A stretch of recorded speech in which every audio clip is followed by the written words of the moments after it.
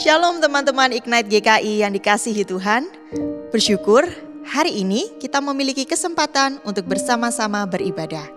Dengan penuh sukacita, mari kita berikan salam damai kepada orang-orang di sekitar kita dengan memberikan tanda love.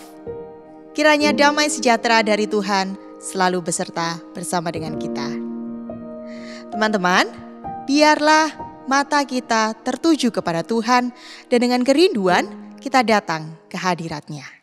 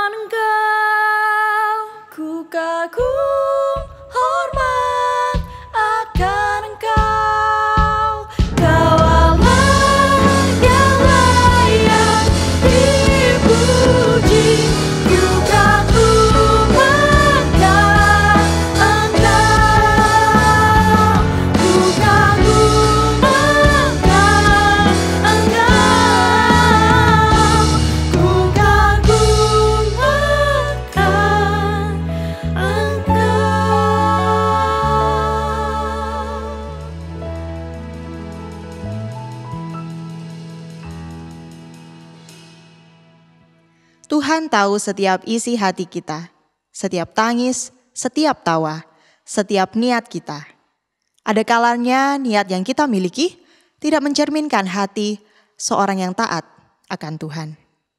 Mari kita mengambil waktu ini untuk secara pribadi berdoa, mengakui setiap dosa dan kesalahan kita. Mari berdoa.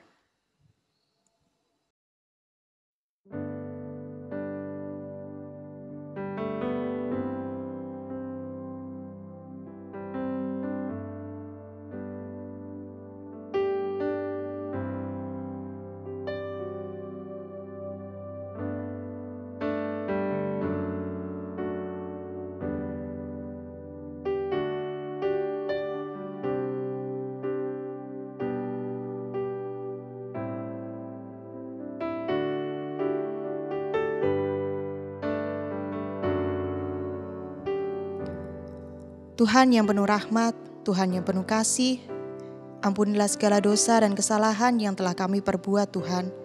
Dan kiranya Engkau sendiri yang melatih kami, mendidik kami untuk menjadi anak-anak yang taat, untuk menjadi anak-anak yang memiliki hati dan niatan murni yang seturut dengan kehendak-Mu. Ubahlah hati kami Tuhan, sehingga kami bisa menjadi terang dimanapun kami berada. Dalam nama Tuhan Yesus kami berdoa. Amin. Berita anugerah diambil dari Yesaya 29 ayat 20. Sebab orang yang gagah, sombong akan berakhir dan orang pencemooh akan habis. Dan semua orang yang berniat jahat akan dilenyapkan. Teman-teman, kita diingatkan kembali untuk selalu berserah kepada Tuhan. Menyerahkan setiap rencana, setiap niat serta pikiran kita agar selalu seturut dengan kehendak-Nya.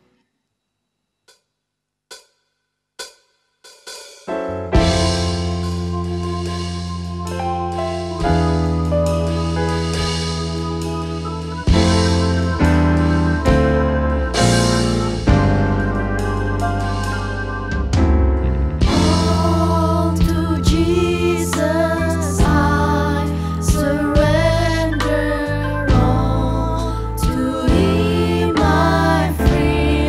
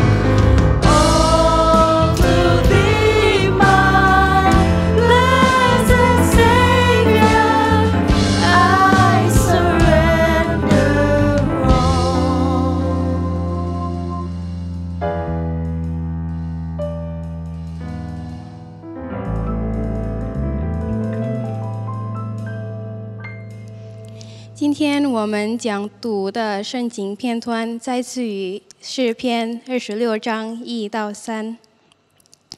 义人的祈祷，大卫的诗。耶和华啊，求你为我伸冤，因我向来行事纯全，我有依靠耶和华，并不摇动。耶和华啊，求你查看我，试验我，熬炼我的肺腑心肠。因为你的慈爱常在我眼前，我也按你的真理而行。今天我们读的圣经片段就到此，哈利路亚。哈利路亚，哈利路亚，哈利路亚。Selamat pagi, Shalom teman-teman sekalian. Selamat tahun baru Imlek untuk yang merayakan.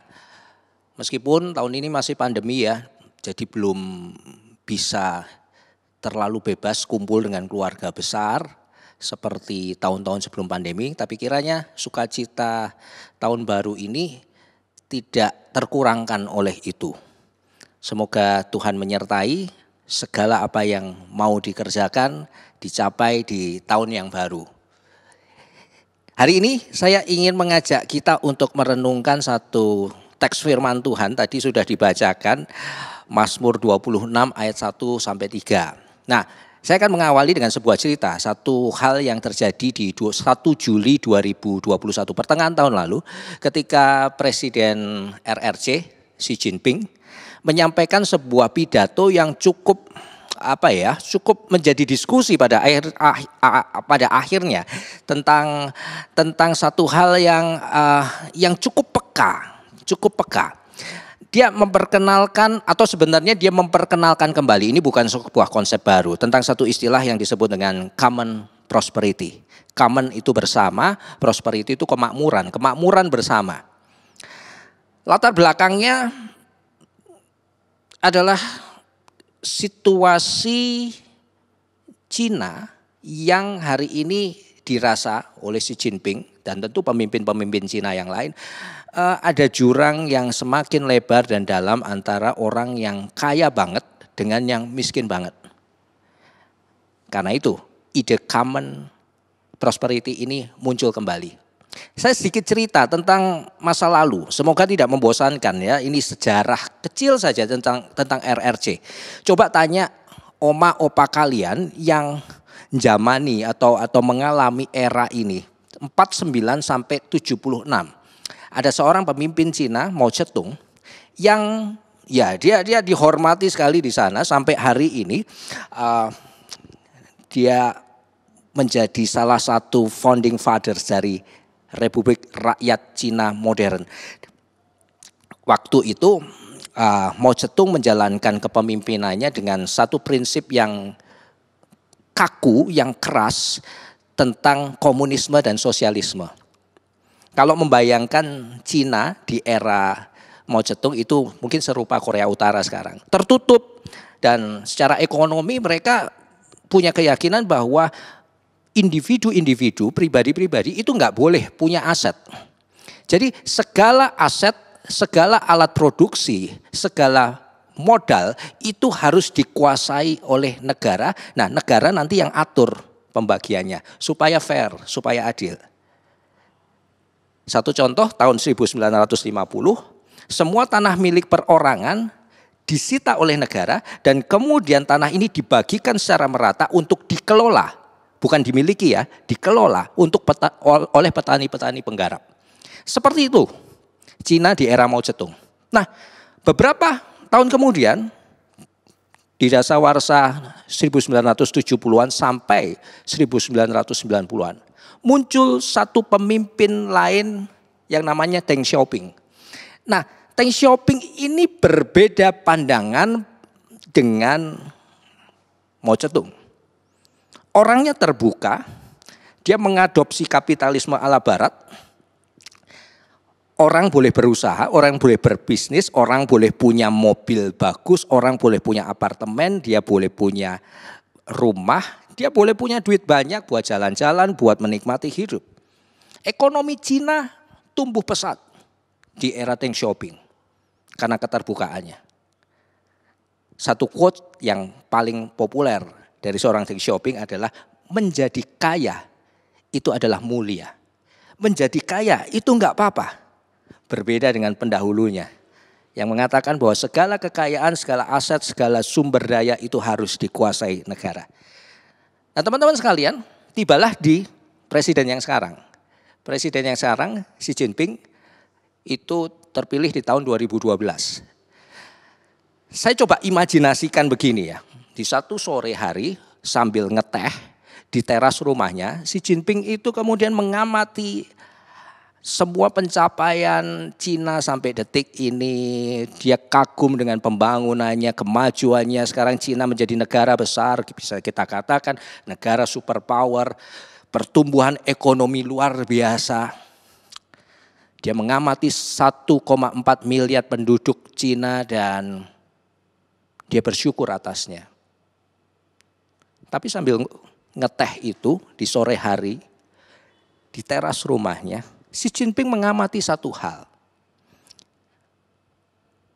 Dia terusik oleh satu ekses yang dia lihat dengan mata kepala sendiri. Bahwa ya makin banyak orang Cina, penduduk Cina semakin sejahtera. Tetapi masih ada sekitar 600 juta jiwa orang Cina dari 1,4 miliar total penduduknya yang setiap bulannya mendapat gaji hanya kurang lebih 1.000 yuan. 1.000 yuan itu berapa? 1 yuan itu kurang lebih 2.200 rupiah. Silakan hitung sendiri. Kecil sekali. Dia prihatin dengan itu dan kemudian dia memunculkan ide tadi.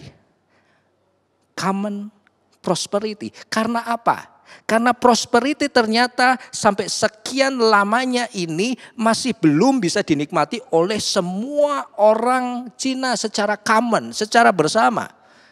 Satu kalimat paling penting pada pidatonya di 1 Juli 2021 kemarin, dia bilang begini, kemakmuran bersama adalah kemakmuran semua orang, bukan kemakmuran segelintir orang.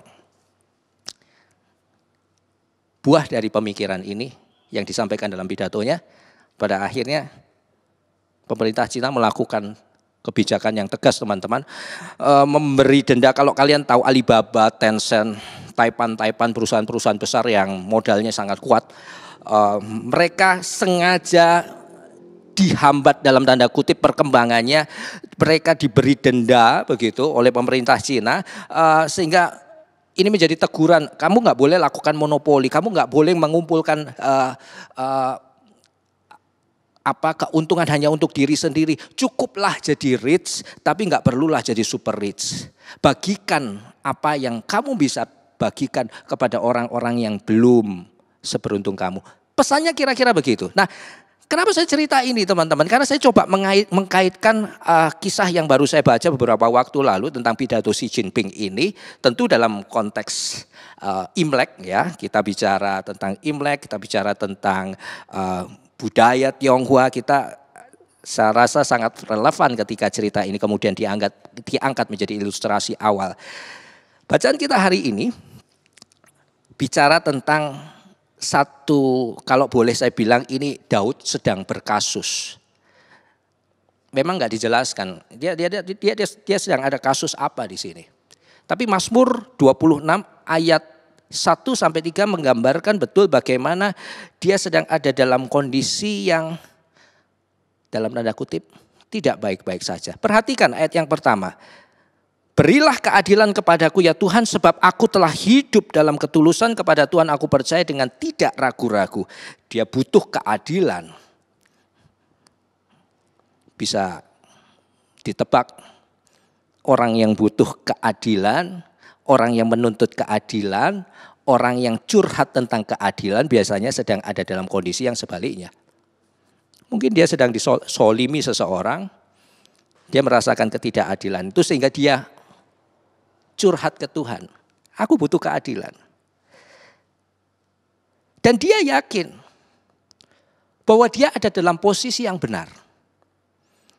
Ayat 1 dan 3 sangat jelas menggambarkan itu.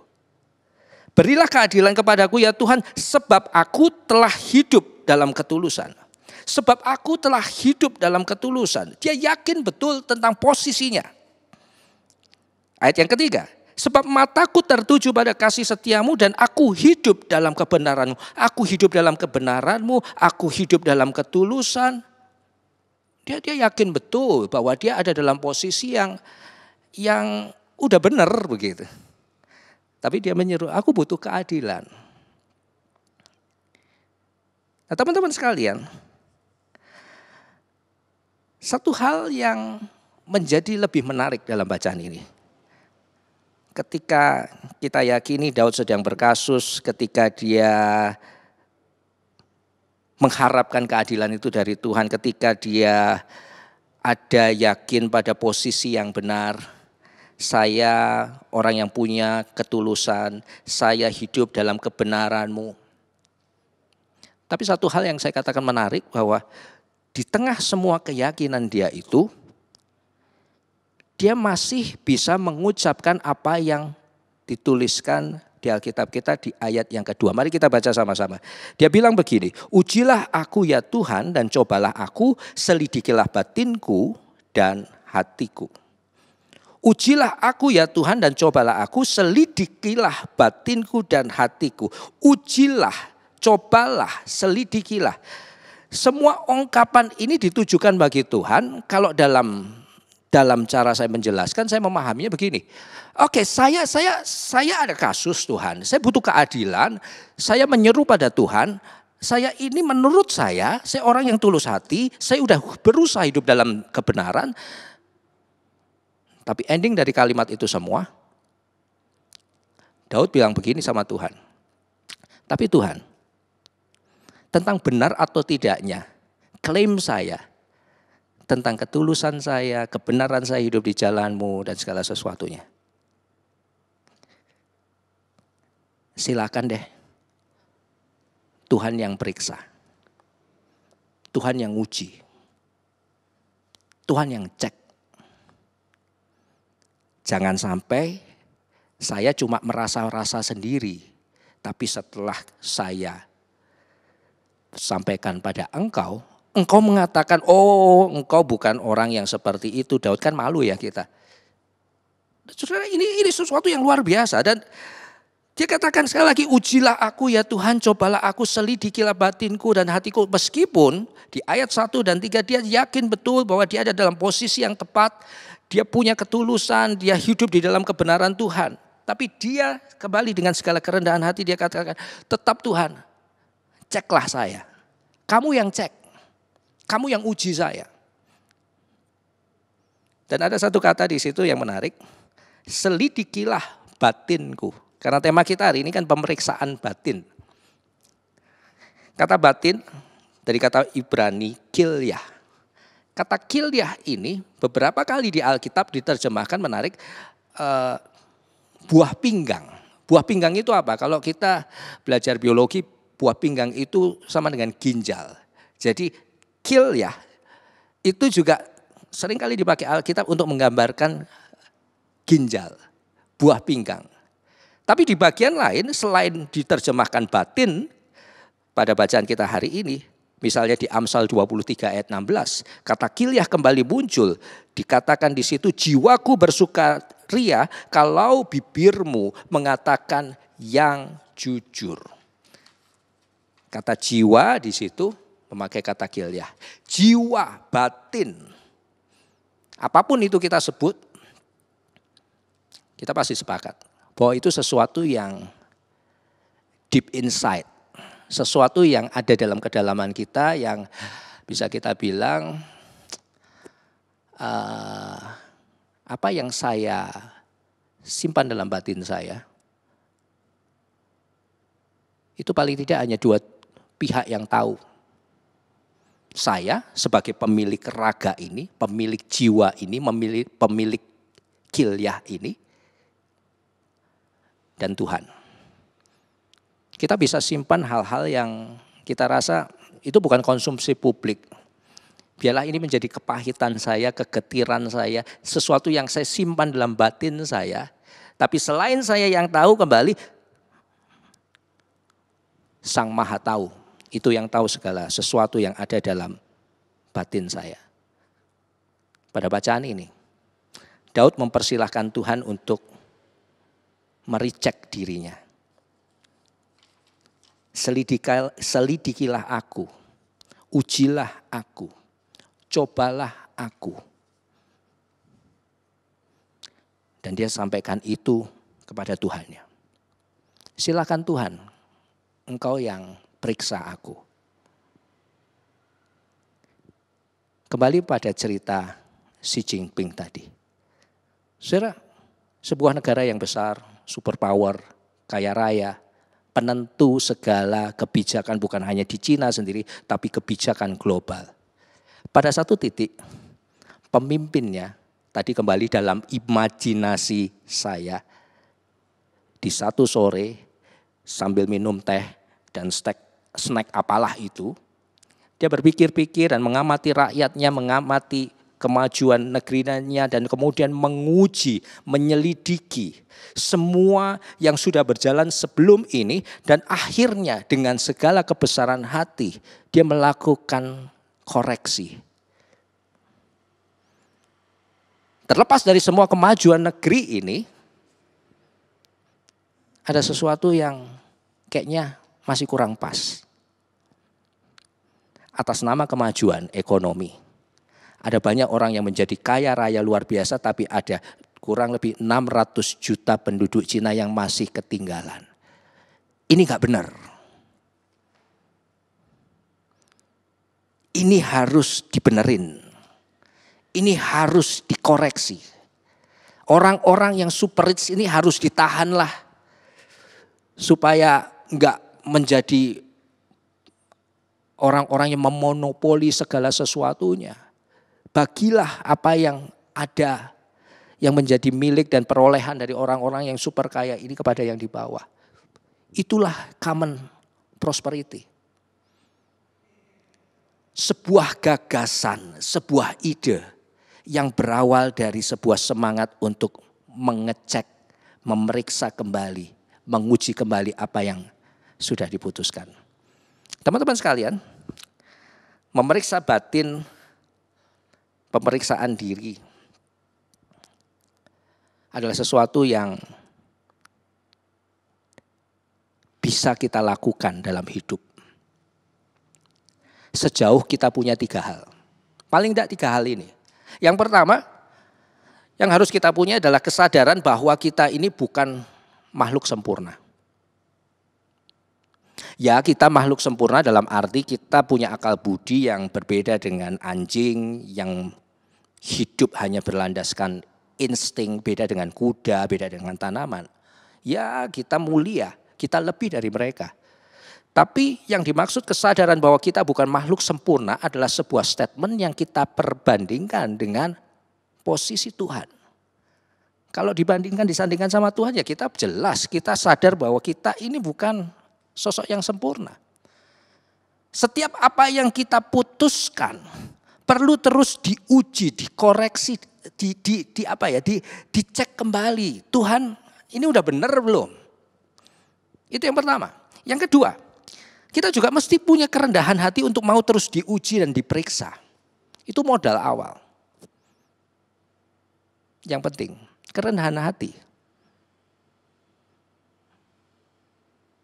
Dan yang ketiga, kita juga harus punya kebesaran hati untuk bila perlu melakukan koreksi atas apa yang sudah kita putuskan di masa lalu. Seperti pemimpin Cina tadi, dia sadar bahwa dibalik segala apa yang baik dari kemajuan ekonomi Cina sekarang, ada celah yang masih harus dibenahi. Dia enggak ragu untuk melakukan koreksi itu. Satu kali saya sempat mengamati, waktu saya kecil, Papi saya kebetulan seorang pendeta. Dan kekhasan dia kalau pamit keluar rumah, pergi untuk acara gereja, dia selalu menyebut kegiatannya. Papi mau khotbah ya. Papi sebentar sampai malam, papi ada rapat di gereja. Papi ada persekutuan doa. Semacam itu.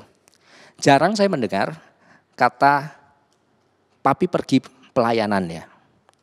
Sebuah kata yang bukankah sering kita pakai untuk kita setiap kita ada kegiatan di gereja, kita syuting kebaktian online di gereja. Di masa pandemi ini kita main musik, beberapa kebaktian sudah onsite sekarang. Kita menyanyi di paduan suara, kita ngajar sekolah minggu, semua kita juduli pelayanan. Papi saya agak berbeda, dia menyebut kegiatannya. Bukan, dia nggak menyebut ini papi pergi pelayanan. Papi. Nah, saya nggak sempat memang nanya apa di balik ini, apa yang menjadi pemikiran papi saya. Tapi sampai ketika saya dewasa, saya kemudian memikirkan sendiri tentang hal ini. Dan kemudian saya membangun sebuah konsep sendiri, oh jangan-jangan begini ya. Dan ini menjadi sebuah keyakinan yang saya pegang sampai sekarang. Mungkin begini ya, menurut papi saya kata pelayanan itu sesuatu yang sedemikian agung, mulia. Pelayanan itu kan cerminnya ya Yesus. Sampai mengorbankan dirinya. Disalahfahami juga enggak apa-apa. Tetap mengasihi orang-orang yang membenci dia. Menjalani salib yang sebenarnya di Getsemani dia sebenarnya sudah bilang kalau bisa cawan ini lalu daripadaku. Dia sebenarnya enggak mau dengan itu. Tapi dia tetap biarlah kehendakmu yang jadi pada akhirnya. Apakah pelayanan saya, semua yang kita lakukan dalam sebutan pelayanan itu sudah ada pada kualitas seperti itu? Itu yang selalu kemudian saya ragu. Sehingga sama seperti papi saya, kalau saya pamit keluar sekarang, sama keluarga, sama istri, sama anak saya selalu katakan ya, papi ke gereja dulu ya. Ada ketemuan sama orang, ada konseling sama orang. Papi harus syuting kebaktian online Ignite hari ini. Saya sebut item-item kegiatannya. Karena apa? Karena saya merasa kurang percaya diri untuk mengatakan dengan yakin bahwa hari ini ketika saya ada di depan kalian dan kemudian saya bercerita tentang firman Tuhan, oh ini adalah pelayanan. Dalam pikiran saya, Tuhan, jangan saya deh yang ngomong kata itu. Tuhan, ujilah saya, cobalah saya, selidikilah batin saya, apakah memang benar-benar hari ini saya sedang melayani Engkau. Kan bisa jadi. Saya hari ini khotbah di depan kalian hanya untuk aktualisasi diri saya. Saya mencari panggung. Saya ingin tampil. Ada kebutuhan narsistik yang meluap-luap dalam diri saya yang butuh ditumpahkan. Dan Ignite adalah salurannya. Bisa jadi kan. Tapi kemudian saya balut itu sedemikian indah dengan sebutan saya melayani Tuhan. Saya punya konsep seperti itu.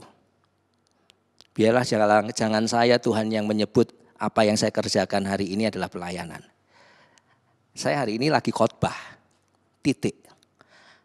Tapi apakah khotbah saya ini adalah sebuah pelayanan yang sungguh untuk Engkau? Kembali pada Mazmur 26 ayat yang kedua. Tuhan ujilah aku, cobalah aku, selidikilah batinku dan hatiku. Engkau yang paling tahu, melampaui aku sendiri.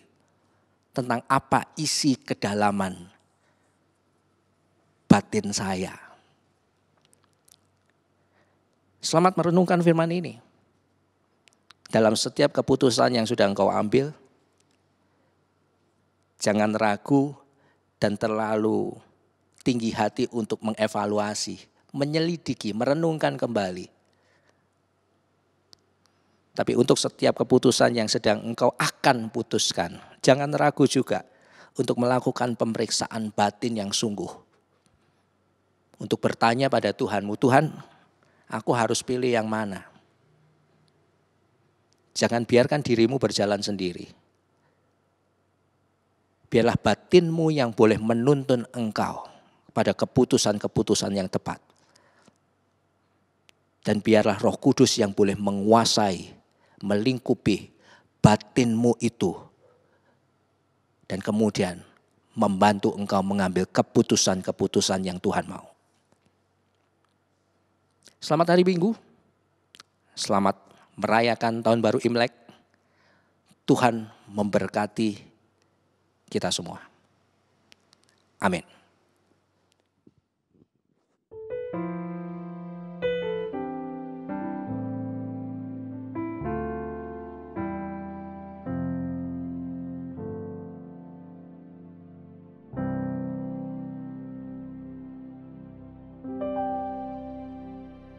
Mari kita mengikrarkan pengakuan iman seturut dengan pengakuan iman rasuli yang berbunyi, Aku percaya kepada Allah, Bapa yang Maha Kuasa, Khalik langit dan bumi, dan kepada Yesus Kristus, Anak yang tunggal Tuhan kita, yang dikandung daripada Roh Kudus, lahir dari anak darah Maria, yang menderita sengsara di bawah pemerintahan Pontius Pilatus, disalibkan, mati dan dikuburkan, turun ke dalam kerajaan maut.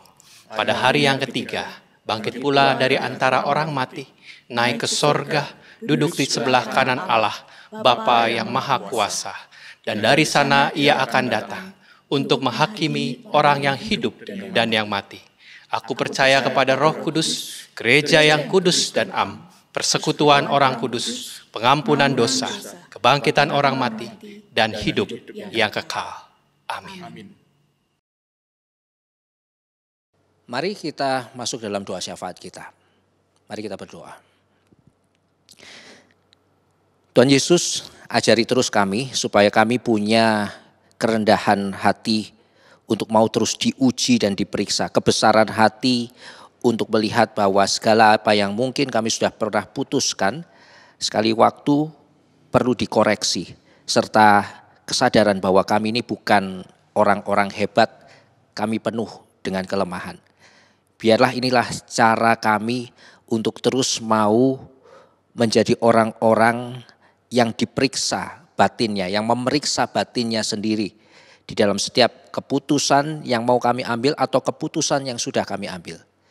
Tuhan Yesus, kami mohonkan hikmat Tuhan untuk setiap orang yang hari ini sedang berjuang untuk menangani pandemi ini. Kami berdoa untuk pemerintah, kami berdoa untuk para tenaga kesehatan.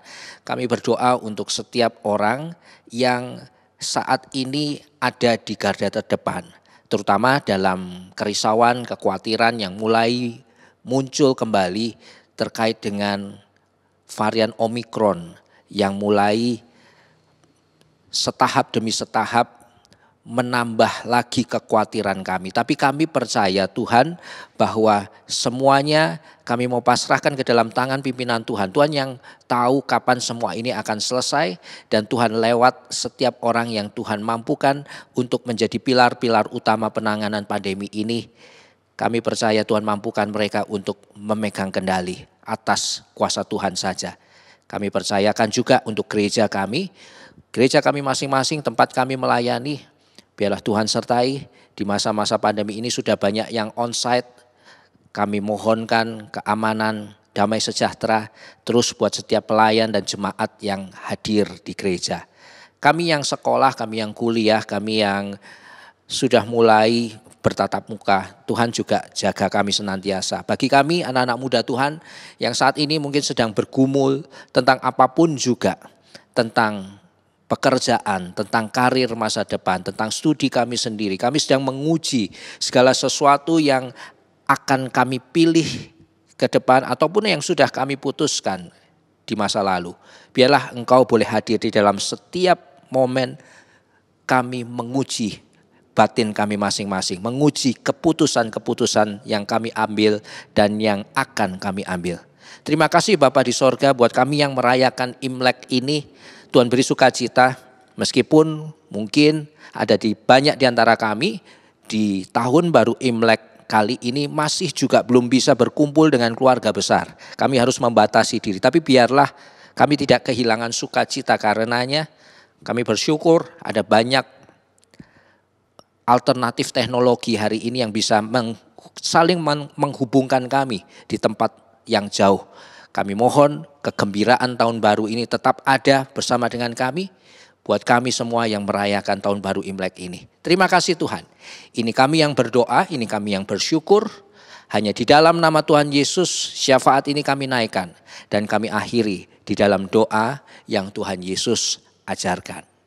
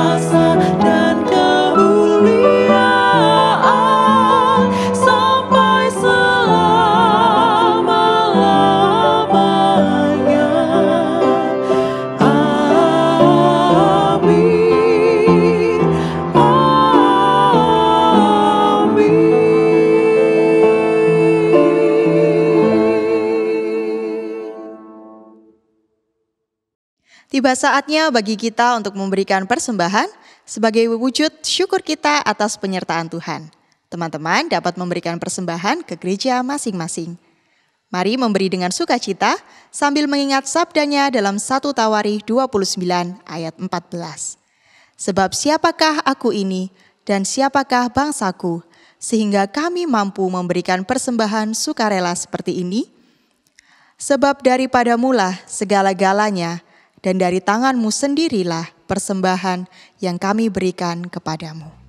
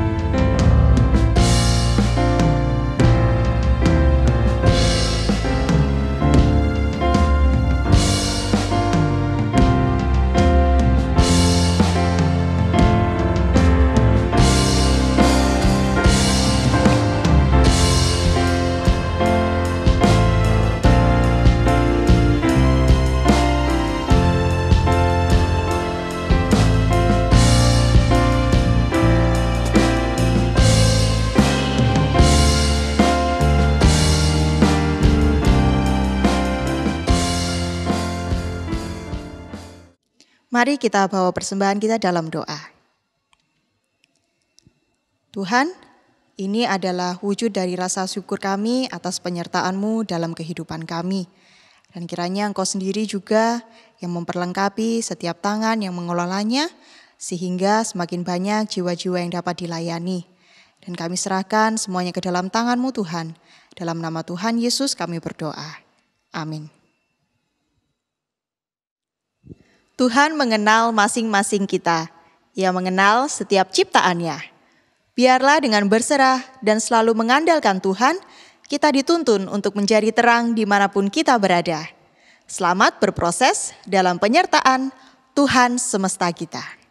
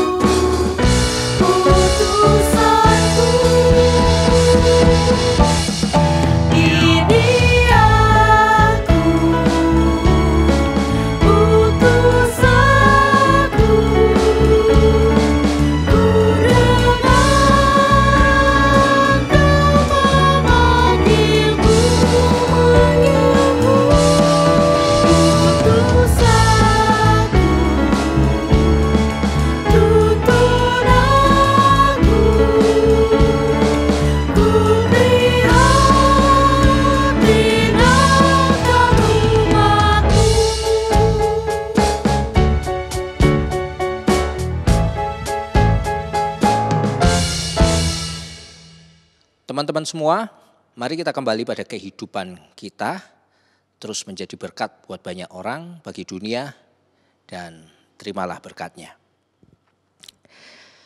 Tuhan Yesus memberkati engkau dan melindungi engkau. Tuhan menyinari engkau dengan wajah-Nya dan memberi engkau kasih karunia-Nya. Dan Tuhan yang sama yang akan terus menghadapkan wajah-Nya kepadamu dan memberi engkau damai sejahtera yang melampaui segala akal manusia. Sekarang, besok, sampai kapanpun juga. Amin.